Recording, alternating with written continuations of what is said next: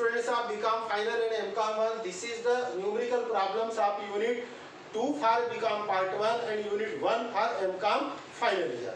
The problem is indicated that a trader has purchased 4 types of goods and sold at the number of 5. Purchase of goods from other state, purchase of goods including GST, purchase of goods from IGST. Similarly, problems I have already sent on WhatsApp group for BCom final. I will again send the same total bunch of numerical problem to MCom also, but at present it is available in the WhatsApp group of BCom final year. Now in this problem, the requirement is to compute the input tax credit and output tax payable both. Both are cannot be calculated simultaneously. दोनों एक साथ calculate नहीं होते हैं. इसीलिए पहले हम input tax credit calculate करेंगे और उसके बाद में इसी वीडियो में मैं कंटिन्यू रखूंगा आउटपुट टैक्स पेबल अपने को कैलकुलेट करने. सो input tax credit will be calculate on the basis of purchase. Number one purchase goods from own state.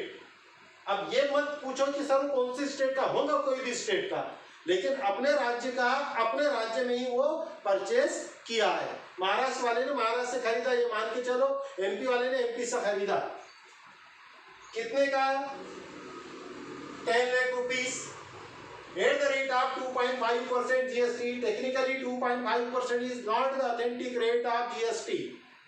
It means जब ये 2.5%, 9%, 6%, 14% ये रेट नहीं है. आप ख्याल रख लीजिए, रेट है 5%, 12%, 18%, 28%. 4% के अलावा कोई जीएसटी का रेट लागू नहीं है. फिर आप बोलेंगे सर गणित गलत है. क्या गणित गलत नहीं है, बल्कि ये आपको सुविधा वाला दे दिया है उसने. 2.5% जीएसटी का मतलब ही है कि स्टेट टू स्टेट सेल हुआ है और इसमें 2.5% सेंटर का हिस्सा है और 2.5% स्टेट का हिस्सा है. इसका मतलब टोटल जीएसटी 5% है. 2.5% रेट नहीं है, 6% रेट नहीं है, 9% रेट नहीं है, 14% रेट नहीं है. जब कभी ऐसा हो दिया रहेगा, so you must understood this the transactions are within the state and this GST is a state or center, and therefore you look the answer. Purchases goods from own state, though here is writing the 2.5% GST each. This each means for state and center. So the cost of value of goods 10 lakhs. Look here, 10 lakhs के 2.5% करोगे तो 25 आ जाएगा. But it will be applicable for both CGST, Center Goods and Service Tax, and State Goods and Service Tax. So 2.5 here, 2.5 here is equal to, it is a 5% GST. Now the purchase are from the own state, therefore no IGST is applicable. Now we move to second transaction. Purchase goods from other state at the rate of 5% GST. Now here the goods is purchased from other state. When the goods is purchased from other state of rupees 9 lakhs, because good is purchased from other state, therefore CGST and SGST will not applicable, and hence 9 lakhs at the rate of 5%, 45,000 rupees total GST will be indicated as a IGST. Now the third transaction, purchase of goods of rupees 8,40,000 including 2.5% GST. Again here, whenever the 2.5 or 6 or 9 or 14% is rate available in the numerical problem, you will read it is not 2.5, it is 5% GST. Because here is 2.5 each, it means in total 5%. So this 8,40,000, you will see here in the computation, I am not writing here the 8,40,000, here is 8 lakhs. Now you wonder, wow sir, how it is? Because there is a reason.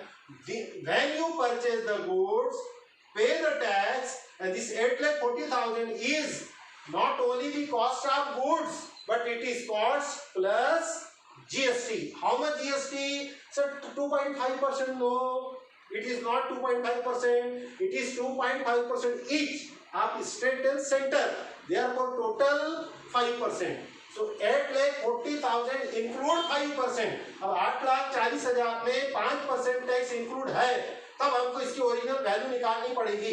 तो original value ये देखिए मैंने यहाँ निकाल के दिया है. Purchase goods including is the word 2.5% each GST.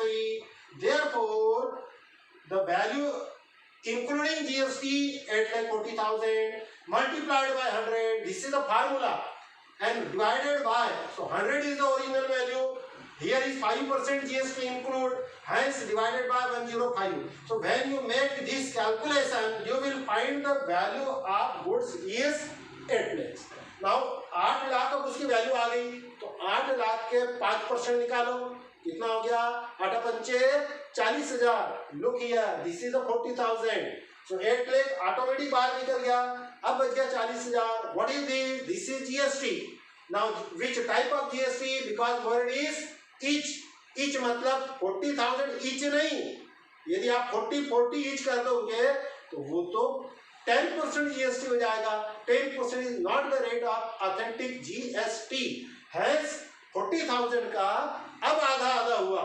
20,000 because it is purchased made within the state, hence again no IGST. Understood? Okay. Next, number 4, purchased goods of rupees 735 again including 5% IGST. Look, the problem is very clear. आपको सब कुछ परोस करके दिया रहता है, आपकी थाली सजी हुई है, आपको केवल खाना है.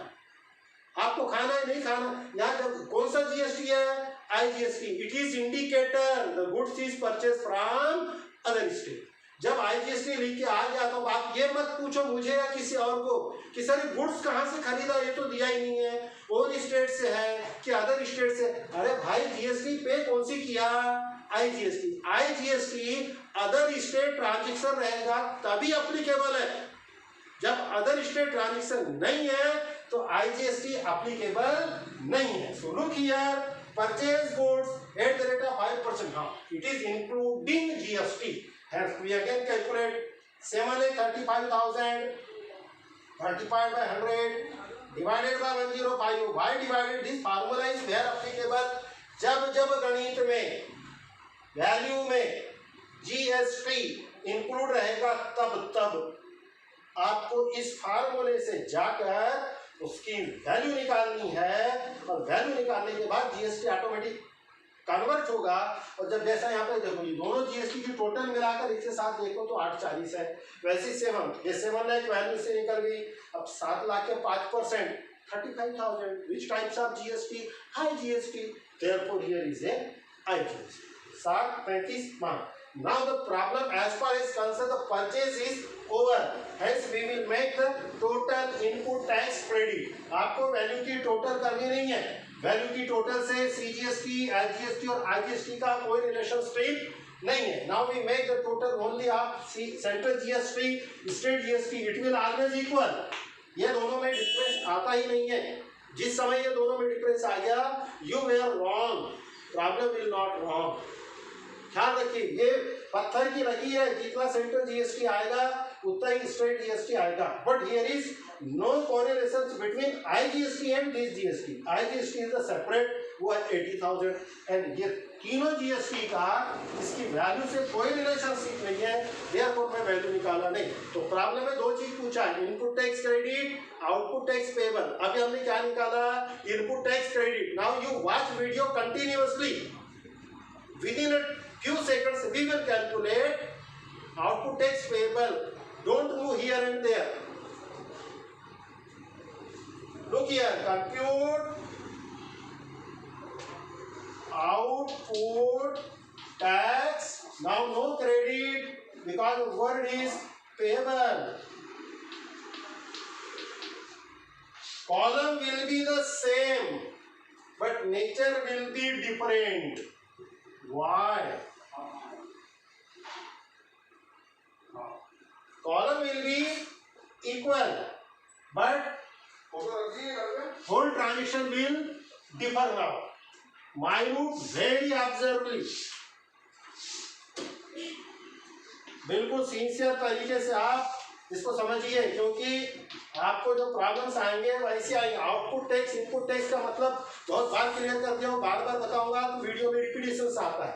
ये देखिए नंबर 5 क्या बोल रहा है, traders sold all the above goods, ये चारों वस्तु जो उसने परचेस किया on 10% profit with in own state. खरीदते समय उसने एक अपने राज्य से खरीदा, एक बाहर के राज्य से खरीदा, एक अपने स्टेट से खरीदा, एक बाहर के स्टेट से खरीदा। ये उसका बिजनेस है, कहीं से भी परचेस कर सकता है, लेकिन लोकल मार्केट में वो सेल कर रहा है। तो चारों गुड्स को उसने, और यहाँ क्लियर कर दिया traders sold all the above goods, जितनी उसने चारों वस्तु ऊपर खरीदा, 7-10% प्रॉफिट पर बेच रहा है। कहाँ पर, विद इन ओन स्टेट, और जीएसटी कितनी ले रहा है, 2.5% ईच। अब देखिए इसका कैलकुलेशन कैसे होगा। पहले हमने कैलकुलेशन किया परचेस पर, अब कैलकुलेशन कर रहे हैं सेल्स पर। Therefore heading change, compute output tax payable number 1। Look here, sold goods, पहली वस्तु कितने की थी, 10 लाख की। सोल्ड गुड्स 10 लाख की थी, उसको क्या किया, 10% प्रॉफिट पर बेचा। ये देखिए वीडियो है थोड़ा शॉर्ट में लिख रहा हूँ। Sold goods ₹10 lakh plus 10% profit, तो 10% प्रॉफिट का मतलब कितना हो गया भैया, ये 11 लाख की हो गई। गलत बोल रहा हूँ क्या, 10 लाख की वस्तु, उस पर 10% प्रॉफिट कितना हुआ, 1 लाख। तो गुड्स कितनी की होगी, 1 lakh. 1 lakh is equal to 11 lakhs at the rate of 2.5% GST। तो 11 लाख के 5%, आप 2.5 मत बोलो, 2.5% each is equal to 5%। 11 55,000, okay 55,000। अब 55,000 उसने पहले क्या बोल दिया, सारा का सारा ट्रांजेक्शन कहाँ है, विद इन ओन स्टेट। अब विद इन ओन स्टेट बोला तो इस एंटायर प्रॉब्लम में अभी कहीं पर भी IGST है ही नहीं। मैं पहले मुद्दा खत्म कर दिया अब आपका, क्योंकि उसने पूरी की पूरी चारों goods are sold in the own state, बाहरी राज्य में बेचा नहीं है, तो IGST आएगा ही नहीं। तो हर ट्रांजेक्शन में अब CGST और FGST का बंटवारा करना है। तो 11 55, 55 का आधा 27,527,500। Next number 2, sold goods, second goods कितने की थी, 9 lakhs plus 10% eight the rate of 5% GST। तो वैल्यू हो गई इसकी 9,90,000। अब 9,90,000 के 5% आपको GST कैलकुलेट करना है। तो 10% होता है 99,000, तो 99,000 का आधा, तो 90 का आधा हो गया 45, और 9 का आधा 4,500, तो 45 और 4 49,500। देखिए इसका डबल टोटल कर लेते हैं हम। 5 पर 10 0 9 18 19 4 8 9, ओके 9 18 19 9 80 के 1 4 5 4 9, तो 99,000। sorry 49,500 is the total, 49,500 total. तो 49,500 का आधा हो गया 48,750। चेक करूंगा मैं भी, don't be in Hari.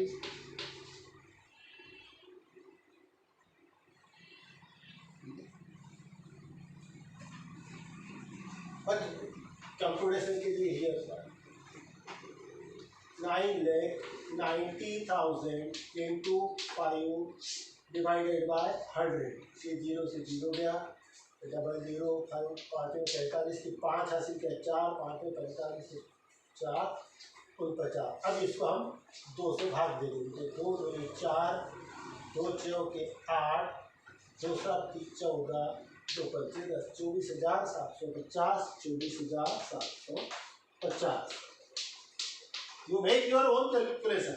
Now number 3, sold goods। अब आपको यहाँ पर ही 840 दिख रही है, but before this we have already calculate the input tax credit, उसमें मैंने वैल्यू निकाला था। This is not the value, it is including GST, तो इसकी वैल्यू कितनी थी 8 lakhs.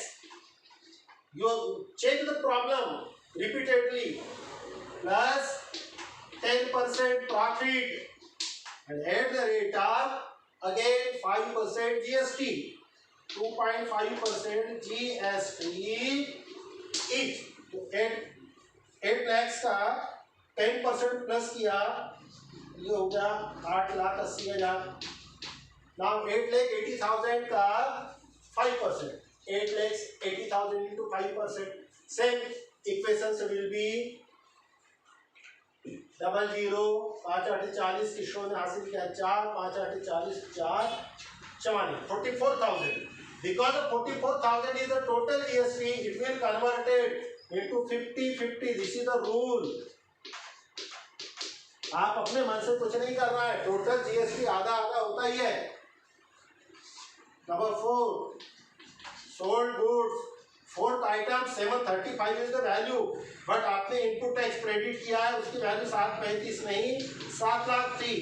उस पर 10% प्रॉफिट और eight the rate of 5% GST. तो 7 का 7,70,000 हो गया. 7,70,000 सेल अगेन 7,70,000.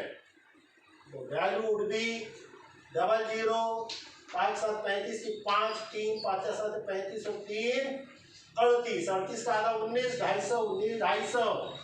कैलकुलेशन की टोटल आपकी आनी चाहिए. Now what we are actually calculate output tax payable on sold. बस छोटी सी बात आपको समझनी है, इनपुट टैक्स क्रेडिट परचेस पर, आउटपुट टैक्स सोल्ड पर. तो कैसा सोल्ड किया जाएगा, हो गया, प्रॉब्लम ही खत्म हो गया आपका. ये देखो टोटल करनी है, तो ये 750 200 1000 500 1500 और 7 1 8 8 4 12 12 2 14 14 9 23 की 3 2 2 4 2 6 2 8 और 1 9. I think so total will be the equal. आ नहीं चाहिए 5 तो अंदर 0 5 6 7 13 तो 15 5 1 7 8 4 12 तो 14 9 23 3 2 2 4 2 6 2 8 और 1. Now this is what it is, a total output tax. This is the payable. Now in the unit it is only required single person will be there, he will make the purchase and sold the same goods either in one state or in other state. When good purchase from one state, CGST, SGST. When good purchase from other state, IGST. Similarly, treatment will be on the portion of sale. When the goods sold are within one state, again CGST, SGST, and if the goods sold in other state, then IGST.